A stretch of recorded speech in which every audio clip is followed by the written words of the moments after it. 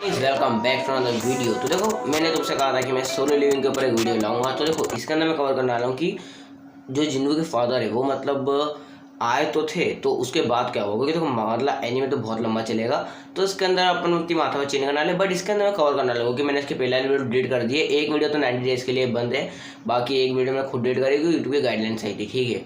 तो मैं सोच रहा हूँ कि मांगा कवर कर देता हूँ। इसके अंदर मैं पूरी मांगा कवर करूँगा कि जिन्नू के मतलब पूरी नहीं करने वाला, वो वाले चैप्टर करूँगा, चैप्टर 164 से लेके 166 तक, क्योंकि जो उसके पापा मर चुके थे, तो वहाँ तक मैं कवर करने वाला हूँ। और इनके में क्या बातचीत हुई वो कवर करने वाला हूँ। तो मांगा अगर मैं कुछ गलती हो तो सॉरी। और हाँ, इसमें मैं स्क्रिप्ट लिख नहीं रहा हूँ। अब जो लोग लग रहा है कि देख के बोल रहा हूँ, नहीं, इसके अंदर मैं डायरेक्ट चैप्टर पढ़ूंगा और तुम्हें सीधा बोलने लग जाऊंगा, मतलब समझाऊंगा मैं पढ़ के। मेरे को अगर लगता है कुछ ऐसी चीज़ें समझ में नहीं आ रही तो फिर मैं उसका कुछ देखूंगा। और हाँ, मैं तुम्हें एक और चीज़ बता दूँ, मैंने अभी हाल ही में एक नई चीज़ देखना चालू करी है। मैंने लव वाले एनीमे और थोड़ी लव वाली मतलब मूवीज, एनीमे तो देखे हैं बट मूवीज़ मतलब एनीमे की मूवी देखी है, कोई एनीमे नहीं देखा था।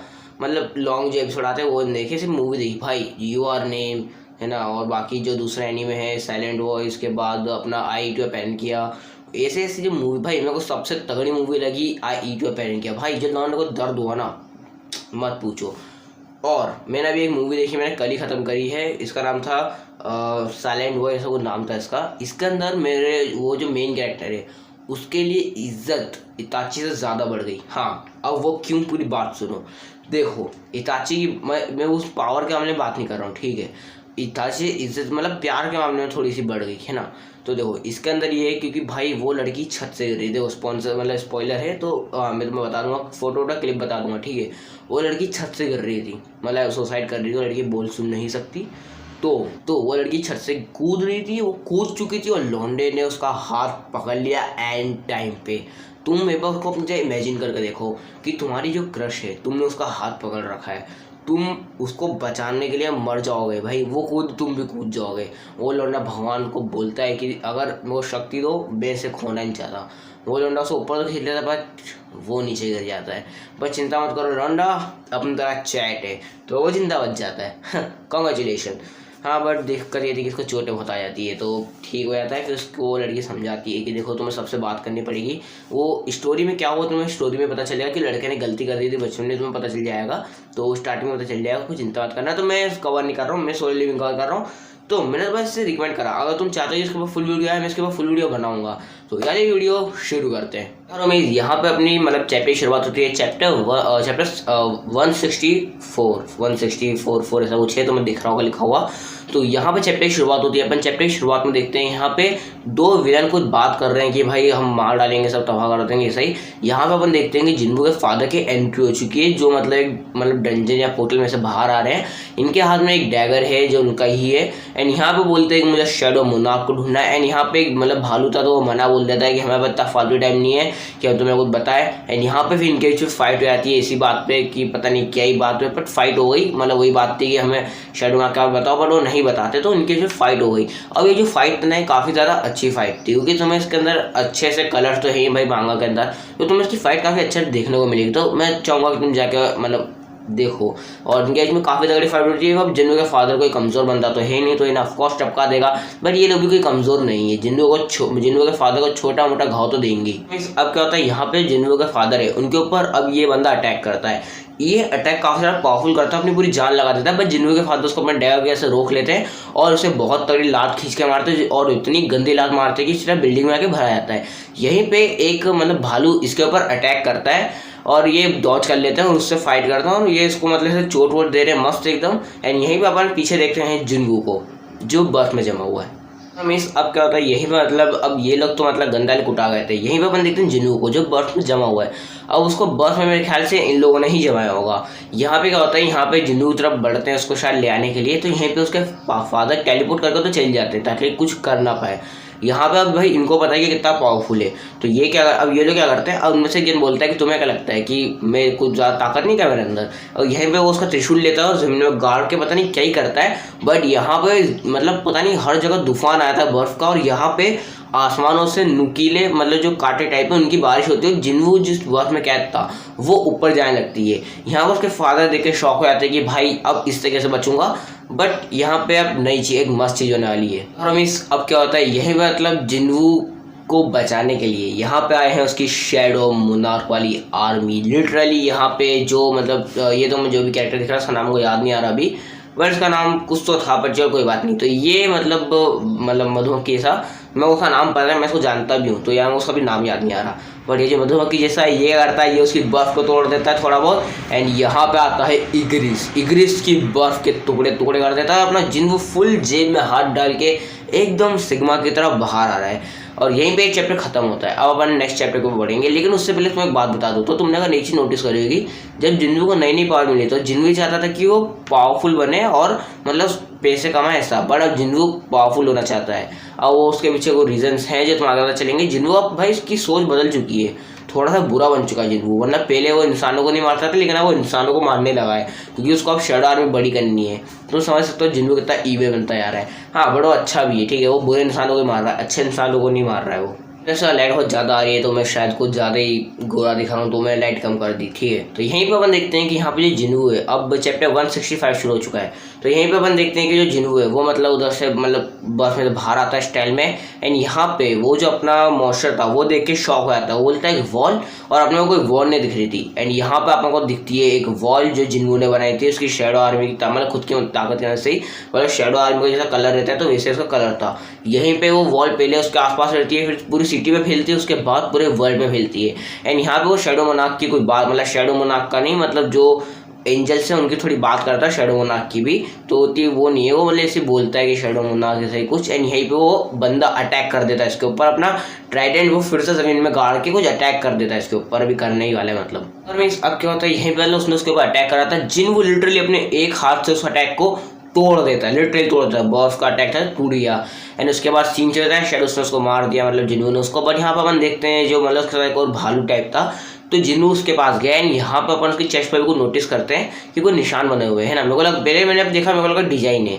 तो यहाँ पे क्या होता है, यहीं पे मतलब जो बियर है वो बाहर आता है। एंड यहाँ पे मतलब वो उसके सामने झुकता है, ऐसे बोलता है कि शैडो मोनार्क मुझे माफ कर दो, मतलब ऐसे बोलने लग जाता है कि इसको पटा ले, इसको नहीं मारेगी है।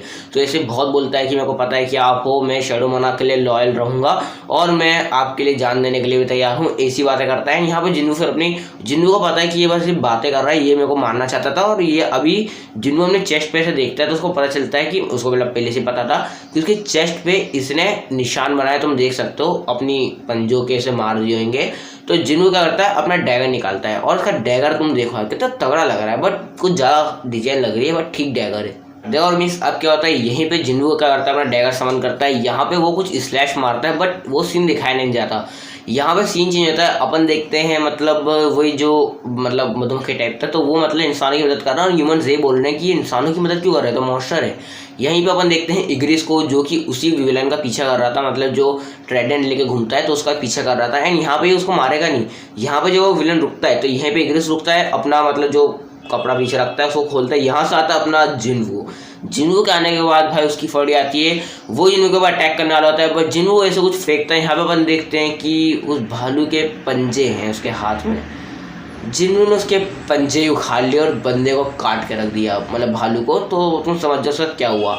यहीं पे अपन जिन्वू का अटैक देखते हैं। जिन्वू अपना डैगर लेता है, उसके अंदर घुसा देता है, उसका मतलब भाई उसके ऊपर जो बर्फ का जो भी चढ़ा हुआ था वो पूरा उतर जाता है, पूरा इंसान दिख रहा था फिर वो। उसके बाद ये तड़प तड़प के मर जाता है। यहीं पे अपन जिन्वू को देखते हैं, जो कि ऐसी मतलब ऐसे जाने वाला होता है, बट ये खुद देखता है कि यहाँ पे एक डैगर पड़ा हुआ है। फिर जिन्वू डैगर को उठा के बोलता है ये डैगर मेरा तो नहीं है। एंड यहाँ पे अब तुम समझ जाए डैगर किसका है, ऑफकोर्स जिन्वू के फादर का। अब जिन्वू डैगर को उठाता है, अब पता नहीं वो कैसे ही, बट वो उसके फादर के पास पहुंच जाता है।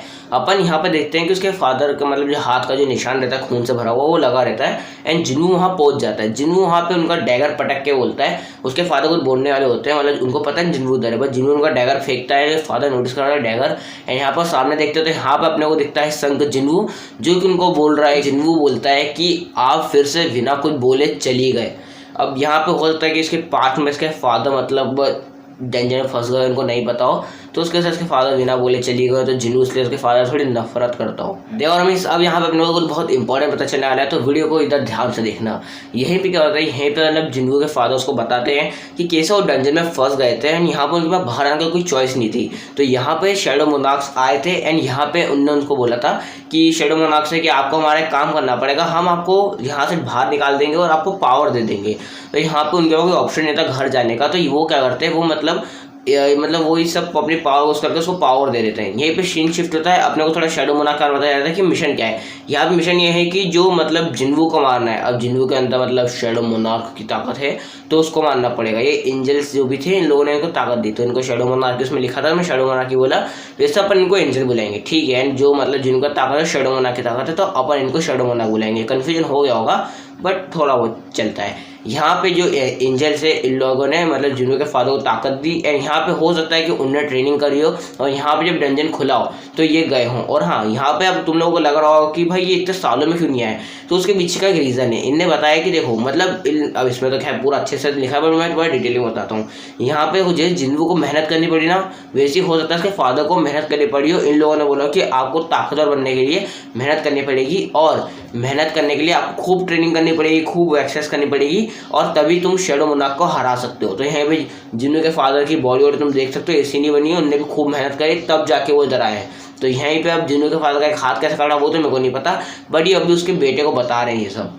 तो फिर जिन्हों के फादर जिन्हों को बताता है कि जब मैं डंजन से बाहर आया, अब मैं वाला सीन नहीं बोल रहा हूँ, जेल वाला नहीं है। यहाँ पे जिन्हों के फादर टेलीपोर्ट करके सिटी में आए थे वाला सीन है, अब भी मांगा का सीन है, ठीक है। वो पुराना वाला सीन है एनीमे का। तो यहीं पे क्या होता है, जिन्हों का फादर बताते हैं कि हाँ मैंने तुम्हें लड़ते हुए देखा तो मैं समझ गया था कि तुम्हें शैडो मोनार्क को मुझे तुम्हें मारना है, लेकिन मैंने तुम्हें मारने की हिम्मत नहीं हुई एंड मैंने तुम्हें देखा कि तुम अच्छे काम कर रहे हो, तुम कोई बुरे काम नहीं कर रहे हो, तो मैंने सोचा कि मैं तुम्हें नहीं मारूंगा। तो यहाँ पे जो जिन्वू के फादर है मतलब वो डंजन से बाहर आए थे, जिन्वू बताता है कि मैं आपको हेट करता हूँ क्योंकि आप भाई इतने सालों में वापिस नहीं आए और ऊपर से मैंने मतलब हंटर जो भी ज्वाइन इसलिए करा, मैं हंटर इसलिए बना ताकि मैं आपको ढूंढ सकूं। हाँ, यहाँ पे लोग कहते हैं जिन्वू हंटर इसलिए नहीं बना था कि उन्हें पूरा का पेट भर सके, उसके पीछे से कारण था। जिन्वू चाहता था कोई जॉब वॉब करके हो सकता है कर सकता है क्योंकि बंदा पढ़ा लिखा था। यहाँ पे जिन्वू हंटर इसलिए बना ताकि वो उसके फादर को ढूंढ सके, और जब भी डंडन में जाता था वो यही सोचता था कि उसके फादर उसको मिल जाए। वो अपने मदर फादर सिस्टर के साथ रहना चाहता था, एक पीसफुल लाइफ जीना चाहता था, बट उसको लाइफ नहीं मिली। एंड यहाँ पे जिन्वू के फादर मतलब ऐसे थोड़ा रोने लग जाते हैं। यहाँ पे जिन्वू बोलता है कि आई हेट यू, एंड यहाँ पे जिन्वू एक और चीज़ बोलता है कि बट आई मिस यू, मैंने आपको बहुत मिस किया। एंड मतलब वो उसको पसंद भी नहीं करता था, बट जिन्वू का असली रीज़न पता चला क्या रीज़न था। यहाँ पे जिन्वू के फादर पता नहीं कैसे बहुत मिटने लगे, मतलब पता नहीं क्या हो रहा है, मैं भी तुम्हें आगे देखते हैं अपन। यहाँ पे जिन्वू के फादर उठते हैं एंड उसको ऐसे गले लगा लेते हैं एंड यहाँ पे उसको बोलते हैं, जिन्हों के फादर बोलते हैं you will become a fine young man, ऐसा बोलते हैं, ठीक है मैंने गलत बोल दिया था। तो यहीं पे यह चीज़ होती है, जिन्हों के फादर अभी मरने ही वाले हैं, तो देखते हैं कितना मज़ा आएगा। अभी जिन्हों क्या करेगा मैं वाला तुम्हें बता दूंगा, और ये चैप्टर शायद आखिरी चैप्टर है। अब क्या होता है यहीं पे मतलब जिन्वू और उसके फादर मरने वाले हैं। मेरे ख्याल से इन लोगों ने एक टाइम लगाया हुआ था कि शैडो मोनार्क मर जाएगा तो ये भी मर जाएंगे, बट इन्होंने अपना मिशन पूरा नहीं करा तो उसकी वजह से ये भी मर रहे हैं। तो यहीं पे क्या होता है, यहीं पे अब जिन्वू के फादर मर चुके हैं, तो मीन्स अब जिन्वू के फादर मरने वाले इधर। उसके पीछे रीज़न है क्योंकि इनने शायद मिशन पूरा नहीं करा तो इसकी वजह से अब इनका जो हाथ है वो मेरे ख्याल से ऐसे धीरे धीरे करके टूटने लगा, तो पूरी बॉडी से धीरे करके टुकड़ों में बढ़ जाएगी। यहीं पे क्या होता है, जिन्वू उनको मतलब ऐसे पूरा रोने लग गया है, बोल रहा है कि प्लीज़ मत जाइए। वो बोलता है मुझे जाना पड़ेगा, कोई चारा नहीं है।